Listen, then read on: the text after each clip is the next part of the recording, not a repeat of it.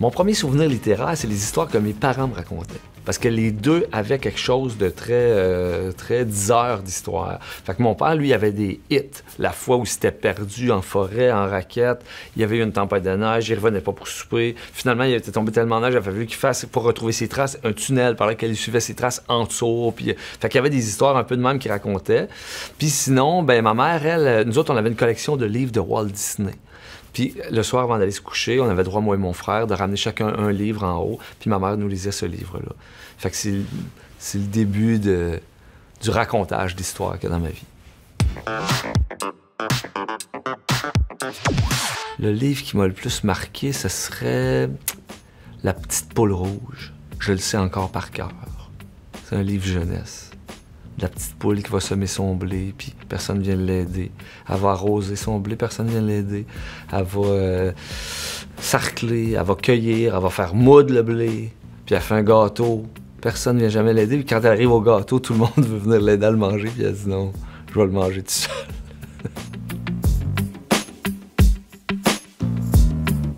Le mot, l'expression que je préfère, ça change souvent. C'est pas... Là, depuis quelques jours, il y a le mot égrégore. Puis ça vient de grégaire. Cet égrégore, c'est les moutons. Ça vient ensemble, mais on est des animaux grégaires, les êtres humains. On se tient ensemble. T'sais, si t'es tout seul au milieu du bois, puis tu rencontres quelqu'un, tu vas être porté à rester pas loin de lui, puis lui et tout, pour se protéger, ou je sais pas, il y a une affaire de l'instinct profond, là.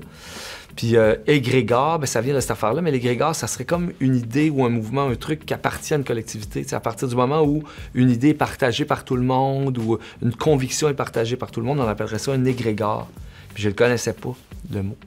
Fait que je l'ai croisé dans un livre de Van Covelart, un auteur belge, si je me trompe pas.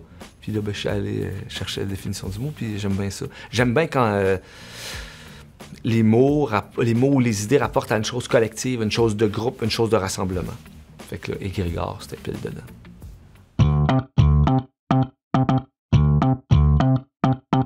Ben, ces temps-ci, mon occupation préférée, c'est la forêt.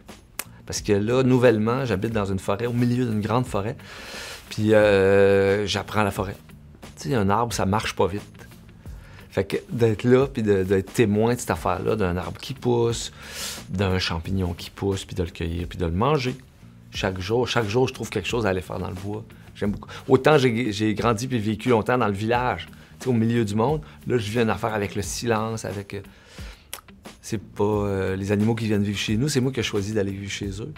Fait que ça fait un beau rapport, une belle relation avec les bestioles et les arbres.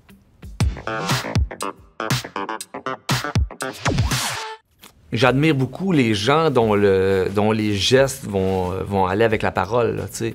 Fait qu'il y en a plein d'envie, mais tu sais, si on prend l'image de quelqu'un de connu pour qu'on puisse le partager, puis être d'accord, puis s'entendre sur la définition de l'affaire, ben tu sais, si on pense à quelqu'un comme Richard Desjardins, qui est un immense poète, mais aussi qui se pose sur qui se commet sur des questions sociales, sur des questions environnementales, puis tu sais, pas juste à le dire dans un micro, mais qui fait de quoi avec ça, qui pousse pour dénoncer, qui se pose en activiste à la limite.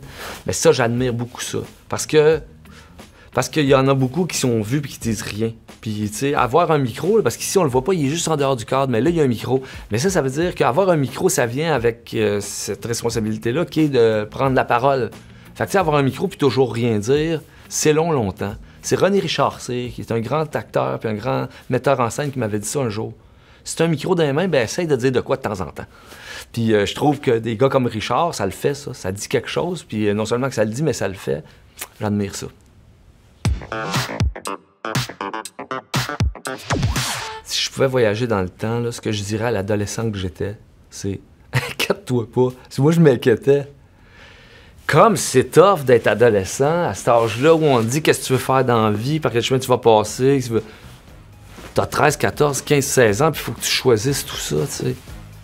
J'angoissais avec ça, je me cassais la tête, je me dépêchais, alors que, tu sais, ça presse pas. Puis, tu sais, la vie, elle nous amène dans des affaires. On peut viser là, puis tomber là, on peut... Fait que, tu sais, ouais, c'est ça, je me dirais, inquiète-toi pas, Fred. Les affaires se placent, puis t'as le temps.